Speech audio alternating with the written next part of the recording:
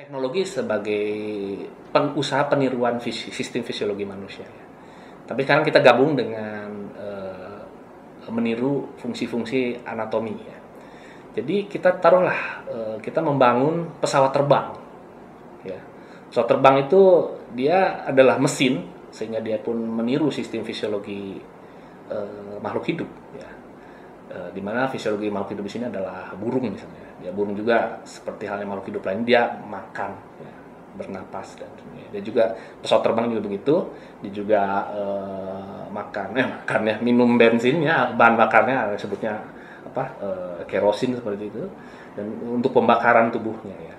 Hanya dia di sini dengan menggunakan sayap itu analogi ya dengan sayap pesawat terbang itu analog dengan sayap burung ya. Jadi itu membantu untuk terbang ya.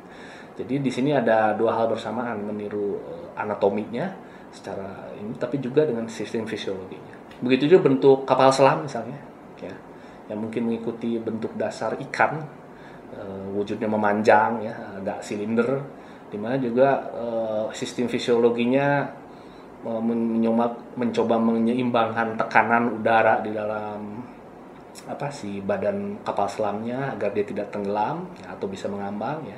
Dan mungkin juga itu sama dengan proses pernapasan ikan melalui insang dan sebagainya. Nah mungkin itu untuk contoh dari teknologi yang meminjam fungsi sistem fisiologi dari makhluk hidup. Nah kemudian juga tidak sampai di situ ya, manusia juga teknologi berkembang terus. Sekarang kalau tadi teknologi perpanjangan anatomi, perpanjangan indera, kemudian meniru sistem fisiologi, sekarang bagaimana dengan teknologi yang ikut berpikir, bisa berpikir. Ada apa? Ada. Ya. Nah, kita muncul pada yang namanya komputer, di mana komputer itu awalnya dibangun untuk mempermudah perhitungan, karena manusia memang terutama ahli-ahli matematik ya, mungkin ya sangat jago ya menghitung itu ya, dan juga ada metode yang namanya mencongak seperti itu.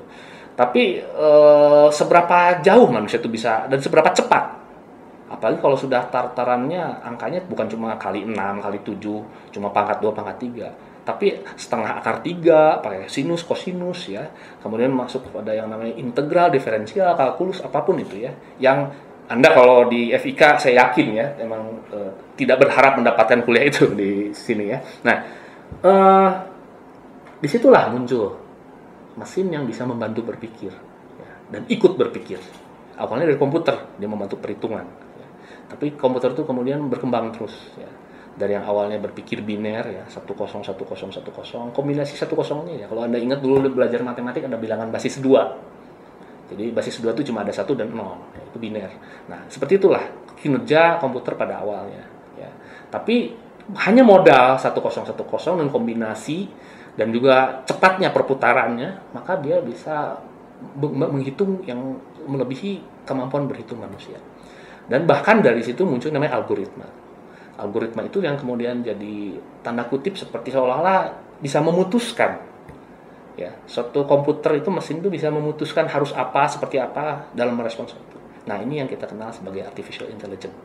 Dan kita sekarang sudah bersama-sama dengan artificial intelligence ya. Bagaimana algoritma ya, kita misalkan media sosial, begitu dia melihat kita pola kita mengakses, saya misalkan ke sebuah akun toko online gitu ya, saya masuk milih ini, kemudian karena sering saya mungkin ke yang dipilih, beli buku, beli apa gitu, kemudian otomatis dia melihat pola itu, maka dia akan menawarkan terus toko-toko yang menjual buku, dan itu pun sudah spesifik, sukanya buku apa, nih ternyata bukunya buku novel, buku roman, buku detektif dan sebagainya, terus ya dia kasih gitu terus. Nah, dia makin cerdas karena kenapa ada algoritma tadi. Nah, itu mungkin yang baru kita bisa pikirkan ya, bahwa teknologi ternyata bisa sampai meniru kemampuan berpikir manusia. Nah, kedepannya kita belum tahu seperti apa. Tapi kalau kita lihat lagi dari awal, seperti itulah, ada arah ya. Ada arah di mana teknologi yang tadi membantu manusia itu semakin lama semakin menyamai peran manusia. ya, peran dan fungsi manusia, bahkan kemampuan-kemampuannya juga. Ya, tidak puas hanya membantu dari sisi fisik, dari fisiologis, tapi akhirnya juga sampai ke berpikir. Nah, itu yang kita lihat selama ribuan tahun perkembangan teknologi.